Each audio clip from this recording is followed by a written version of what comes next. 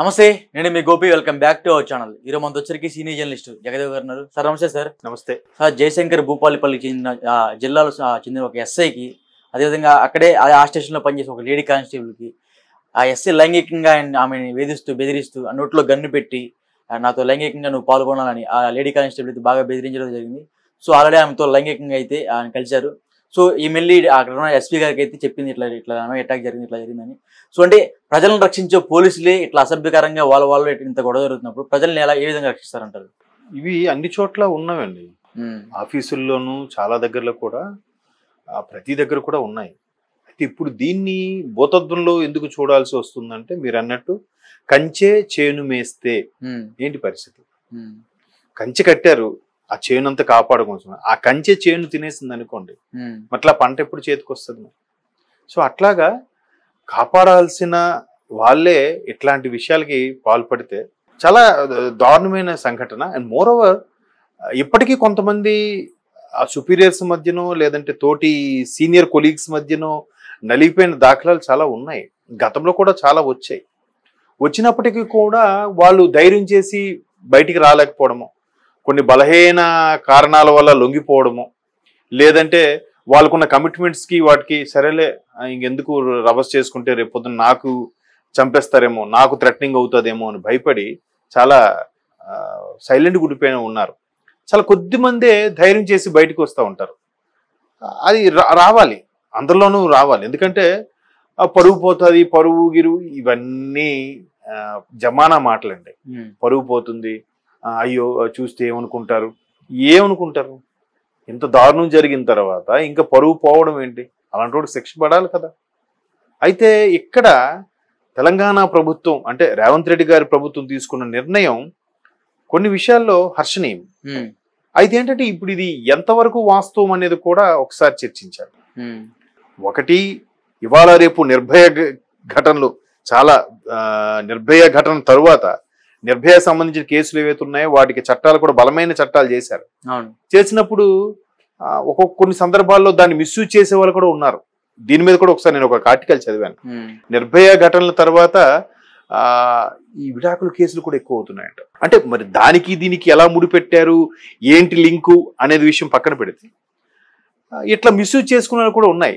నిర్ణయం తీసుకునేటప్పుడు 1-2 సార్లు నిర్ణయం తీసుకోవడం మంచిది. మన చట్టాల్లో కూడా ఎలా ఉంటుందంటే మ్యాక్సిమం బెయిల్ ఇవ్వడము, వాయిదాలు తీసుకోవడానికి కారణం అదే. నిజంగా ఆ ఎస్ఐ తప్పు చేశారా లేదా? తప్పు చేస్తే డిస్మిస్సే కరెక్ట్. ఎందుకంటే అలాంటి కఠినమైన చట్టాలు రావాలి కూడా.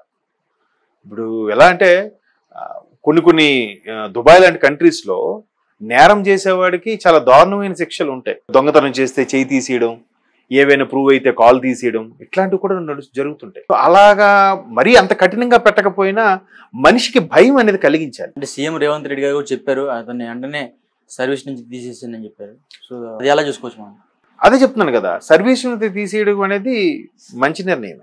ఒకవేళ తప్పో ఉప్పో విషయం పక్కన పెడితే ఇది నేరారోపణ అయిన తర్వాత కదా నిర్ణయం తీసుకున్నారు, ఛార్జ్ షీట్ దాఖలు చేసి.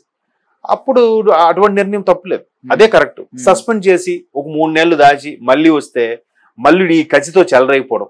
ఇప్పుడు కరప్షన్స్ కూడా జరుగుతున్నాయి. మొన్న హెచ్ఎండిఏ అధికారి ఒకడు 220 ఎకరాలకి భూస్వామి ఏంటండి ఆయన, ఒక 6-7 విల్లాలంట, అన్ని ఎకరాల భూమి, డబ్బు, బంగారం ఎక్కడిది, ఎలా సాధ్యం? అటువంటి వాడికి మళ్ళీ ఒక కమిషన్ వేయడం, విచారణ, వాడికి ఎంత సస్పెండ్ అయితే లాభం ఏంటి? మళ్ళీ మామూలే కదా బాబు. ఈసారి వచ్చి ఏం చెప్తారు తెలుసా, మనకు తెలుసు కదా సస్పెండ్ అయ్యాను, దొరికితే రిస్క్, అందుకే ఈసారి 3 లక్షలు ఉంది, ఈసారి 6 లక్షలు చేస్తాడు, రేటు పెంచుతున్నాడు సస్పెండ్ చేస్తే. అది కూడా మనం చూసాం. ఇట్లాంటి సింపుల్ గా విధుల నుంచి తొలగించడమే. ఆడు సంపాదించుకుంది చాలు, కూర్చొని తిన్నా తరగదాడికి, తొలగించడమే. ఇంకోసారి ప్రూవ్ అయితే ఇంకొకసారి ఎవడైనా సరదా కూడా అలా బిహేవ్ చేయాలని ఆడికి ఒక భయం పుట్టాలి. బాబు అమ్మా నువ్వు సింగిల్ గా నువ్వు లోపల మాట్లాడొద్దమ్మా, నువ్వు బయటకు వెళ్ళిపో, ఎవరు ఉన్నప్పుడే రాతల్లి, నువ్వు సింగిల్ గా ఉంటే మళ్ళీ నేనేదో మాట్లాడు, నువ్వు బయటకు వెళ్ళి నేను అనకపోయినా నువ్వు లోపలికి వెళ్ళి నా ఎస్ఐ నన్ను రాత్రి రమ్మంటున్నాడని చెప్పావు అనుకో, నా ఉద్యోగానికి ఎసరు అవుతుంది, నువ్వు లోపలికి రావద్దు వెళ్ళిపోని అట్లా భయపడాలి. ఏముందిలే మా బావ తాలూకా తోటల్లుడు మినిస్టరు, ఇంకోడు కమిషనర్ ఇలాగ ఉన్నా అనుకున్న వాళ్ళు కొంతమంది ఉంటారు. అట్లాంటి వాళ్ళకి నడిచిపోతూ ఉంటాయి. అంటే ఒకటి ఎస్పీకి కంప్లైంట్ ఇచ్చిన ఆవిడ దాని మీద సీరియస్గా ఎస్పీ కూడా తీసుకోవడం. ఇంకొంతమంది ఏం చేస్తారు, అమ్మా ఇది అయిపోయింది, ఆయన లైఫ్ ప్రాబ్లం అయిపోతుందమ్మా, ఎందుకు అంటే లేదు సార్ ఇంత ఏం చేసినా కూడా కొంతమంది ఇండస్ట్రీలో ఇలాంటివి జరుగుతుంటాయి అమ్మా, ఫీల్డ్లోనే కామన్, అన్ని పట్టించుకోకూడదు అనేవాళ్ళు కూడా ఉన్నారు. బట్ అక్కడ సదరు ఎస్పీ కూడా సీరియస్గా యాక్షన్ తీసుకోవడం, అది ప్రభుత్వ పెద్ద వరకు వెళ్ళడం, రేవంత్ రెడ్డి లాంటి వ్యక్తి అసలు పోలీసులు ఇలాంటి పని చేస్తే ఎక్స్క్యూజ్ చేయకూడదు అనడం, అది మంచి నిర్ణయాలే. అయితే ఇది ఒక సామాన్యుడైన ఎస్ఐ కాబట్టి డిస్మిస్ చేశారు. అదే బ్యాక్గ్రౌండ్ ఉన్న ఎస్ఐకి అయితే చేస్తారా? ఏ మినిస్టర్ తాలూకు మేనలడం ఇంకేదో దానికి బ్యాక్గ్రౌండ్ ఉన్నోడికి అయితే చేస్తారా? ఇప్పుడు అదే కదా అందరూ అన్ని దగ్గరలో చర్చ అదే. ఇప్పుడు ఆ మధ్యన శ్రీలక్ష్మి ఆవిడ ఎవరికి చేస్తే ఎన్కౌంటర్ చేశారు, చేస్తే ఓ సూపర్ ఎస్పీ గారు చప్పట్లు కొట్టారు. నిజంగా మహిళా సంఘాలన్నీ కూడా పొగిడేశాయన్ని. మరి ఒకప్పుడు సినీ నటి ప్రత్యూషని చంపారు కదా, అవునా? ఆమెను కూడా పాడు చేసేసి చంపేశారు కదా. మరి ఆమెను పాడు చేసి చంపిన వ్యక్తులు ఏమయ్యారంటే ఈ రోజు కూడా కేసు తేలలేదుగా. అంటే ఏమి తెలియదుగా ఏం జరిగిందో, నిజంగా ఆమె అఘాయిత్యం జరిగిందా లేదంటే మామూలుగా చంపేశారా, ఇవన్నీ తెలియదుగా. వాళ్ళని ఎందుకు వదిలేశారు? మరి అక్కడెందుకు ఈ సిన్సియర్ పోలీస్ ఆఫీసర్లు అక్కడెందుకు ప్రత్యక్షం అవరు అనేది విమర్శకుల ప్రశ్న. మీరు ఈ మధ్యకాలంలో అంటే ఒక 2 ఏళ్ల కిందట అనుకుంటా జనగణమన అనొక మలయాళం సినిమా వచ్చింది. అది రీమేక్ తెలుగులో. చాలా అద్భుతంగా ఉంటుంది. ఎంత అద్భుతంగా ఉంటుందంటే ఇదే కాన్సెప్ట్.